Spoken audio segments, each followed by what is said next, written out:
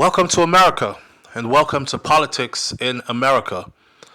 Today, July 21st, 2024, President Joe Biden has said officially that he is ending his bid for re-election amid tense pressure from Democratic leaders sounding the alarm that his path to beat former President Donald Trump in November has vanished. That means they don't think there's a chance that he, President Biden, can beat former President Donald Trump if he stays in the race.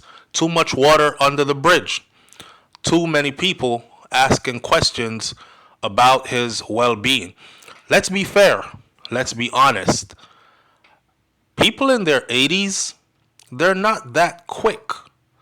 They might be still intellectually all there, brilliant, filled with wisdom, knowledge, and all these things. But in a presidential debate, you have to be swift with the answers. You have to be fast on your feet. You have to be quick thinking. You have to be able to make your opponent look like your opponent does not know what they are talking about. You have to rebuttal. You have to come back with strong questions, strong comments. And it seems like President Joe Biden is not able to keep up. Quite a few Democratic big heads, big wigs, have been suggesting that the president should step aside. Now, we'll talk in a minute about the possibilities of Kamala Harris becoming America's next president. Stick around. So, according to this news outlet, the president's historic withdrawal throws the 2024 race, which was already roiled by a shocking attempt on Donald Trump's life when a 20-year-old young man tried to assassinate the 45th president of the United States of America. And now the 2024 race is in uncertain territory, with Vice President Kamala Harris seen as the Democrats' best placed to take Joe Biden's place on top of the party's ticket. I told my audience that this was coming because I heard a week ago that this was coming. This weekend, when we did our Friday live, I said Nancy Pelosi and former President Barack Obama have both made suggestions now that Joe Biden should step aside. When Barack Obama suggested that Joe Biden steps aside, I knew Joe Biden was going to take what President Obama said to heart. They've been asking for him to step aside for the longest. And he said he would wait and see. But he is 80-something years old, and he is not as fast as he used to be, but he can still be a good president. And then he got hit with the coronavirus. And then he seems even more slow and more shaken than before. If you've ever had the coronavirus, you know that it goes through different stages and it hits people differently. The elderly gets hit pretty hard, especially if you have pre-existing conditions. I don't want to hear about the coronavirus or COVID-19 is not real. I had it myself. It felt like a baby elephant was sitting on my chest. I prayed every day that I did not have a heart attack because it felt like every breath was a struggle to breathe. Thank God I overcame it. But I can't imagine being 80 plus years old with underlined pre-existing conditions and then coming down with COVID-19, especially at a time when Joe Biden is required to do a whole lot of traveling, a whole lot of speaking, a whole lot of moving around by foot, greeting people, as they say, shaking hands and kissing babies. Biden made the announcement from his home in Rehoboth Beach, Delaware, where he is now self-isolated since testing positive for COVID-19 on Thursday night. I know someone is saying, is this for real? Did Joe Biden, the current president of the United States of America, bow out of the race to become our next president? Gave up his chance to be a two-term president? This must be fake news. No, it is not. This is real. It's happening now. Joe Biden announced it today, Sunday, July 21st, 2024. He said, quote unquote, "It has been the greatest honor of my life to serve as your president." This is what he said in a written statement. "And while it has been my intention to seek re-election, I believe it is in the best interest of my party and my country for me to stand down and to focus solely on my duties as president for the rest of my term." So for those who are wondering, will he relinquish presidency now? The answer is no. He will continue to be the president of the United States of America until his term comes to an end. The next presidential election will determine who our next president is. It was announced last week, Thursday, that Joe Biden would be stepping away from this race. Like I told my audience on Friday, Joe Biden is supposed to be stepping away from this race. It was also said, though, that he would not be endorsing his VP, Kamala Harris, for presidency. And I thought that was shady. Why would he not endorse Kamala Harris for vice president? Who else is more worthy? In his statement, Joe Biden reflected fondly on his 4 years in office, saying that the U.S. has built the strongest economy in the world, while touting efforts to lower prescription drug prices, to expand health care, to tackle climate change, and appointing the first black woman to the Supreme Court, Justice Ketanji Brown Jackson.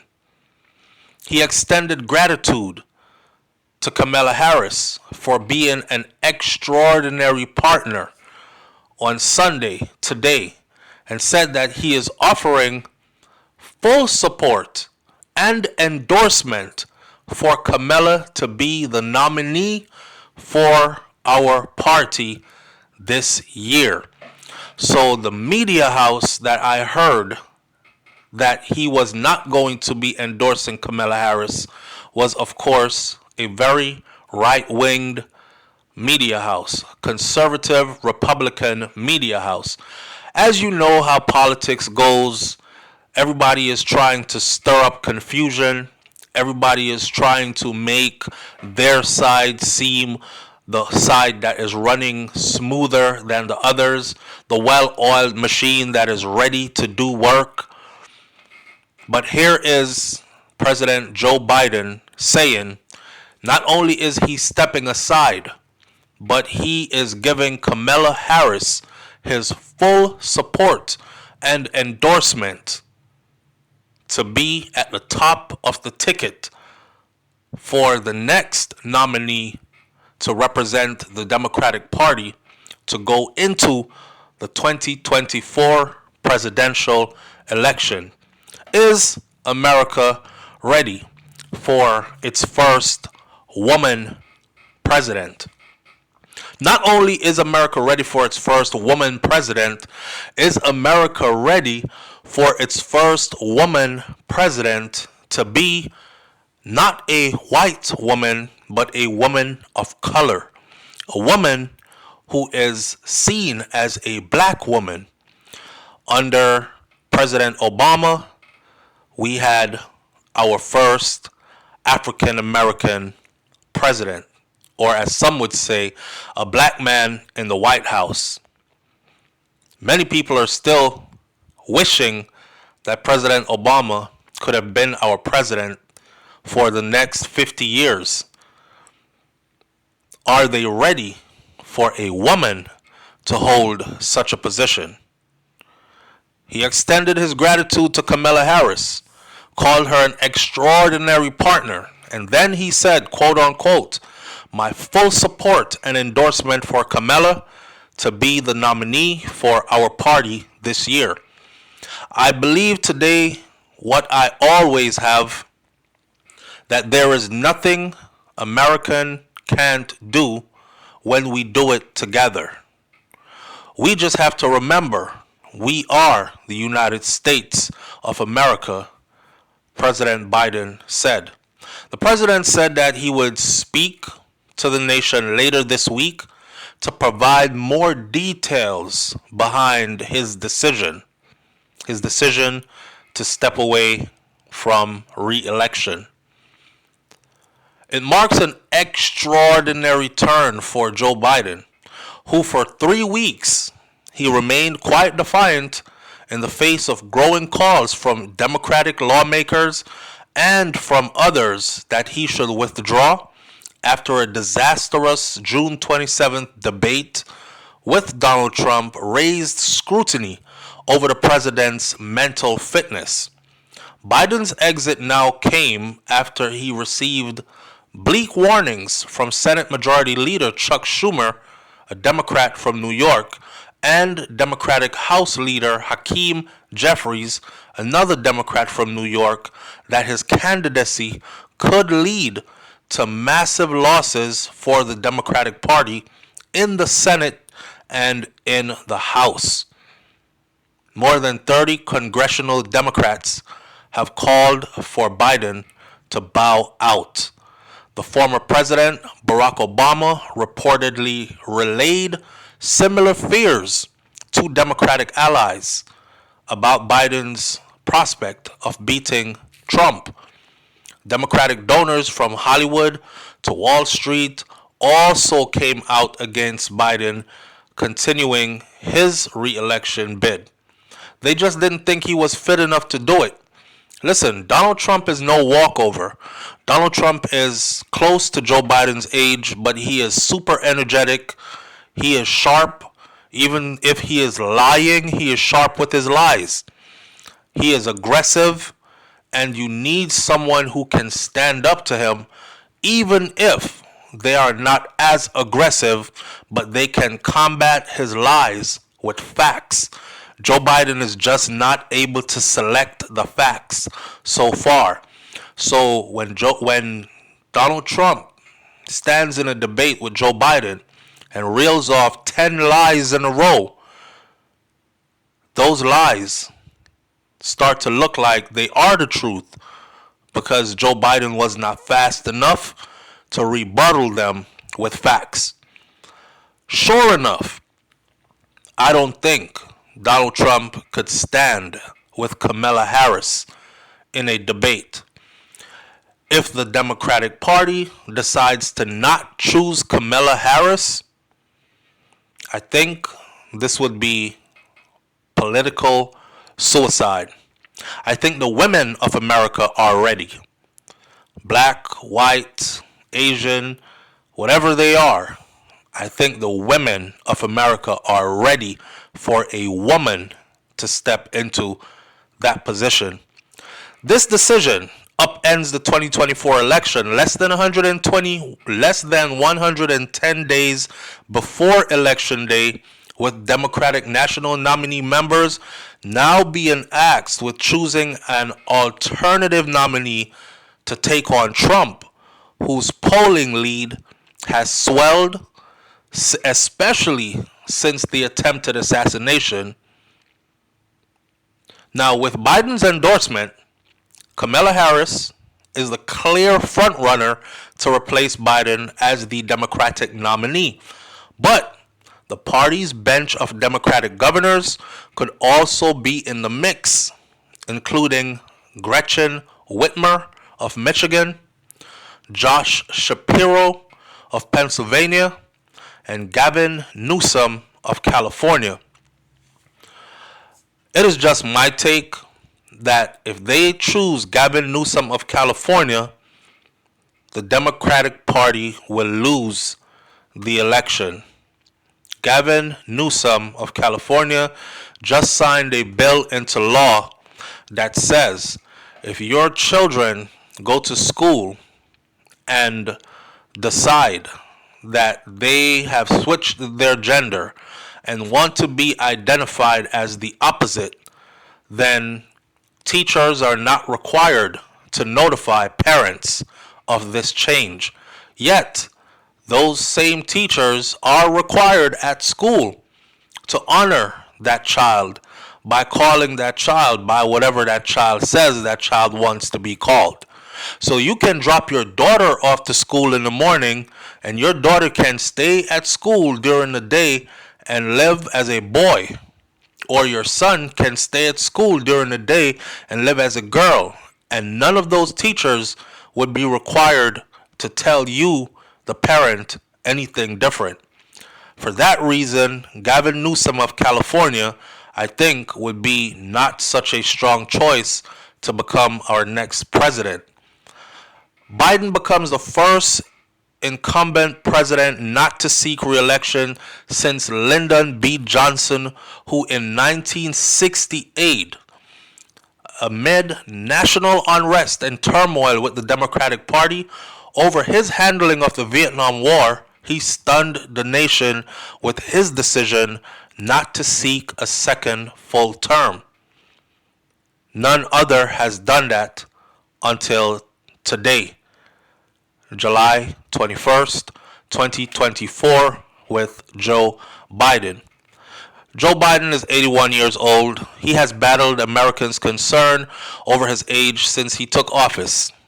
They said he was too old when he ran and won the election the first time around.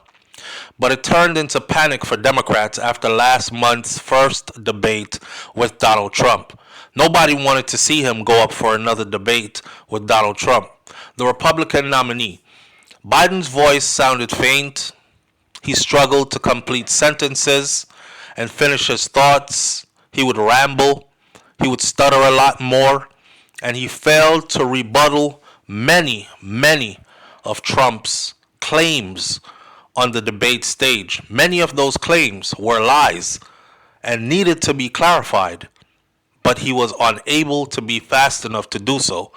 Biden's campaign was in a free fall over the past few weeks, with his future in doubt. Charlemagne the God has said Biden needs to step aside. I've said the Republican Party must have paid Charlemagne the God. But as time went by, I've seen where it was necessary, especially when the former president steps in. Barack Obama, under which Biden served as his vice president, and Barack Obama said, you should really seriously think about this. Think about your legacy and think about the party. Now, instead of focusing solely on Trump, Democrats spent as much time and energy debating amongst themselves whether Biden could even defeat Trump. Fundraising for the Biden campaign took a dramatic hit. As we've been told, a lot of big spenders, and I'm talking 6, 7, 8-figure donors, just stopped. For them, it's like a business investment, and they looked at Biden like he wasn't worth it because they could come up on the losing end. And Biden not only fell behind in key battleground states that will dictate the election, but his growing unpopularity seemed to put recent Democratic strongholds like Virginia in play for Trump to win. Biden's departure will soon mean the end of a 5-decade career in Washington that began in 1972 with an upset victory for U.S. Senate in Delaware. He served as a senator for 36 years. Then he served as President Obama's vice president from 2009 to 2017, 2 full terms. If you really look at it, this is his third term. 2 as vice president and 1 as president. Biden returned to public life to run against Trump in the 2020 presidential election, where he did beat Donald Trump 51 to 47 in the popular vote. First Lady Jill Biden today, July 21st of 2024, reposted President Joe Biden's message with heart emojis. I'm sure she's at home saying, "Come on home, Joe. Come on home, baby. You've done well. You can't finish or you can't go another round, but the round that you did give, you gave it all and you did a lot." Hey, man, I salute Joe Biden. We thank him for all that he has done and for all his years of service to this great country. But it's time, and he has called it, and I respect it. I've said it before, and I'll say it again. I would vote for anybody except for Donald Trump. And if the Democratic Party puts Kamala Harris at the head of the ticket, this will be a whirlwind win for the Democratic Party. History will be made again. Leave your comments in the comment section below. Tell me what you think about this one, and I'll catch you on the next video. It's SouFLoTV. I'm out. Peace.